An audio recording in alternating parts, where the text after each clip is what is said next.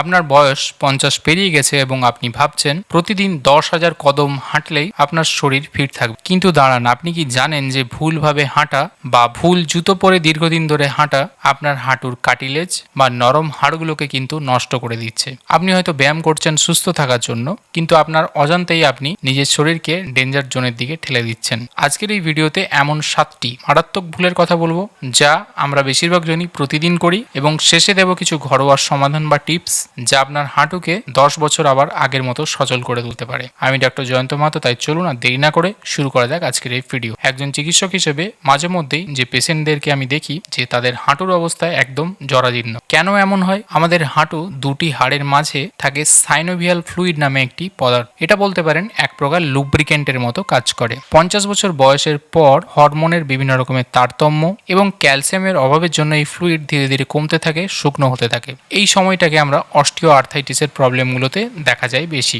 যখন আপনি ভুলভাবে সিঁড়ি দিয়ে ওঠেন একটানা বা একটানা দাঁড়িয়ে থাকেন, তখন হাড়ের সাথে হাড়ের ঘর্ষণ হয়। ভাবুন তো, একটি মেশিন চলছে, মেশিনের মধ্যে যদি মোবিল বা লুব্রিকেন্ট না থাকে তবে যন্ত্রটা কি সচল থাকবে বা তার ঘর্ষণ কতটা বেশি হবে? আমাদের শরীরও কিন্তু সেই রকম। এবারে জানবো সেই সব থেকে গুরুত্বপূর্ণ 7টি ভুল যেগুলো আমরা প্রতিনিয়ত করে চলেছি। তবে এই ভুলগুলো কিন্তু একদম অতি সাধারণ। এগুলো আমরা কমনলি হয়তো অতটা খেয়াল করছি না বলে বুঝতে পারছি না, কিন্তু একটু ডিপলি ভাবলেই যে এটা ভুল সেটা আমরা বুঝতে পারবো, এবং আজকে সেগুলোর ব্যাখ্যাও দেব। প্রথম হচ্ছে ভুল জুতো নির্বাচন। আমরা বেশিরভাগ সময় জুতো যখন কিনতে যাই নতুন, তখন ব্র্যান্ড দেখি এবং আমাদের জুতোর কত নম্বর সেটাই মিলিয়ে দেখে নিই, কিন্তু জুতোর তলা যে কতটা শক্ত বা কতটা নরম সেটা অতটা খেয়াল করি না। বিশেষ করে শক্ত যদি জুতোর তলা হয়, তাহলে মাটির সঙ্গে যখন আমাদের পা পড়ে তখন যে একটা শক অ্যাবজর্ব করার ব্যাপার সেটা কিন্তু হয় না। এতে সরাসরি আপনার হাঁটুতে আঘাত লাগে, এবং দীর্ঘদিন যখন এটা হতে থাকবে, বছরের পর বছর, 20 বছর, 25 বছর, 50 বছর যদি ভুলভাবে জুতো ইউজ করে চলেছেন, তাহলে কিন্তু এই সমস্যা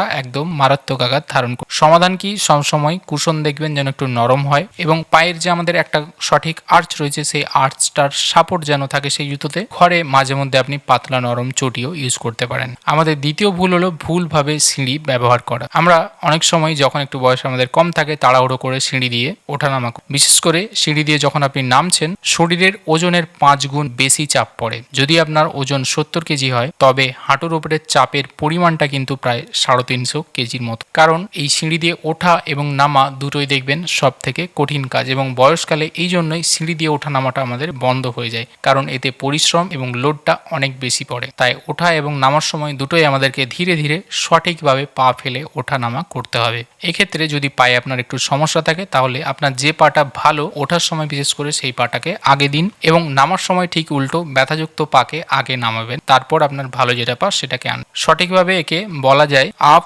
with good, down with the bad. এক্ষেত্রে একটা প্রো টিপস হতে পারে, সিঁড়িতে যদি রেলিং থাকে তাহলে অতি অবশ্যই রেলিং হাত দিয়ে ধরে ধরে উঠবেন। এতে কিছুটা ওজন কিন্তু ব্যালেন্স হয়ে যায়, হাঁটুর উপরে চাপ কিছুটা হলেও কম পড়ে। আমাদের তৃতীয় ভুল হলো দীর্ঘক্ষণ এক জায়গায় বসে থাকা এবং দাঁড়িয়ে থাকা। একটানা সোফায় বসে বসে কাজ করছেন, টিভি দেখছেন বা রান্নাঘরে একটানা দাঁড়িয়ে রয়েছেন। জয়েন্ট সচল না থাকলে সাইনোভিয়াল ফ্লুইডও ঠিকঠাক চলাচল করে না। এক্ষেত্রে উদাহরণস্বরূপ বলা যেতে পারে, আপনার মোটরসাইকেল বা গাড়ি বা যন্ত্রের মধ্যে মোবিল রয়েছে, কিন্তু সেটা আপনি চালাচ্ছেন না ঠিকঠাক, তখন সেটা কিন্তু ধীরে ধীরে জমতে থাকে এবং নষ্ট হয়। তাই এটাকে সচল রাখতে হয়। তাই সাধারণত প্রতি 30 মিনিট অন্তর উঠে দাঁড়িয়ে যদি টানা বসে থাকেন, তাহলে 5 থেকে 10 মিনিট হাঁটাহাঁটি করুন। আবার উল্টোটাও করতে পারেন। যদি আধ ঘন্টা টানা দাঁড়িয়ে রয়েছেন, তাহলে 2 থেকে 5 মিনিট আবার বসে বিশ্রাম নিতে পারেন। 4 নম্বর যেটা ভুল করে থাকি আমরা, মাটির কাছাকাছি বসে কাজ করা। কিরকম না, নিচে বসে ধরুন সবজি কাটছেন বা বাবু হয়ে বসে রয়েছেন। এতে সমস্যা কি হয়? হাঁটু যখন 90 ডিগ্রি ভাঁজ হয় বা তার বেশি ভাঁজ হয়ে যায়, তখন লিগামেন্টে অতিরিক্ত টান পড়ে, যা 50 বছরের পর বিপজ্জনক। এই জন্য বেশিরভাগ সময় যারা হাঁটু বা এইসব ব্যথা যন্ত্রণার সমস্যাতে ভুগছেন, তাদেরকে মাটিতে বসে কাজ করতে না বলা হয়। এক্ষেত্রে ছোট টুল বা যেখানে আপনার পা একটু ঝুলে থাকবে সেই জায়গাতে বসতে পারেন। হাঁটু যেন ভাঁজ বেশি না হয় বা মাটিতে বাবু হয়ে না বসাই উচিত, কারণ এতে বেশিরভাগ সময় 90 ডিগ্রির বেশি অনেক সময় হাঁটু ভাঁজ হয়ে যায়, তাতে কিন্তু লিগামেন্টে চাপ পড়ে। পঞ্চম হচ্ছে কি ভুল ব্যায়ামের অভ্যাস। হাঁটু ব্যথা কমাতে অনেকেই হঠাৎ করে জোরে দৌড়ানো বা হার্ড এক্সারসাইজ যেগুলো রয়েছে সেগুলো শুরু করে ফেলেন। হাড় দুর্বল থাকাকালীন হাই ইম্প্যাক্ট ব্যায়াম বা অনেকক্ষণ ধরে হাঁটা আপনার হাঁটুর কার্টিলেজকে আরো ক্ষতি করে। সাঁতার কাটা, সাইকেল চালানো, এগুলো সেরা ব্যায়াম। আর যদি হাঁটতেই হয় তাহলে ঘাসের ওপর সবসময় হাঁটার চেষ্টা করবেন, মাটির উপরে হাঁটবেন, বিশেষ করে পিচের রাস্তা বা শক্ত কংক্রিটের রাস্তায় অ্যাভয়েড করাই ভালো। এবং এক্ষেত্রে একটা প্রো টিপস আপনারা ইউজ করতে পারেন, হাঁটার সময় পায়ের গোড়ালিকে আগে ফেলবেন, পায়ের আঙুলকে আগে নয়। 6 নম্বর আমাদের ভুল বা মিস্টেক হচ্ছে কি না, পর্যাপ্ত জলের অভাব বা ডিহাইড্রেশন। অনেক বয়স্ক মানুষ, বেশিরভাগ ক্ষেত্রে যারা 50 বছর হয়ে আসছেন, বারবার বাথরুমে যাওয়ার সমস্যার জন্য জল কম পান করেন। আমাদের কার্টিলেজের 70 থেকে 80% জল যদি কম খান তাহলে কার্টিলেজ অবশ্যই দুর্বল হতে থাকবে আর তার কুশনিং ক্ষমতা কমতে থাকবে। দিনে অন্তত 2.5 থেকে 3 লিটার জল পান করুন, তাহলে এই সমস্যা অনেকটাই নির্মূল হবে। 7 নম্বর আমাদের ভুল হচ্ছে ভুল ডায়েট বা ভুল সাপ্লিমেন্ট নেওয়া, বিশেষ করে অতিরিক্ত চিনি, ময়দা, রিফাইন্ড তেল খাওয়া। চিনি বিশেষ করে শরীরে প্রদাহ ইনফ্লামেশন বাড়িয়ে দেয়, যা হাঁটুর ব্যথাকে আরও বাড়াতে পারে। এক্ষেত্রে আপনারা ওমেগা 3 ফ্যাটি অ্যাসিড যুক্ত খাবার যেমন ফ্ল্যাক্সিড, তিসি বীজ, আখরোট, সামুদ্রিক মাছ এগুলোকে অ্যাড করতে পারেন। সুতরাং এই ছিল 7টি ভুল। এবারে 24 ঘন্টার একটা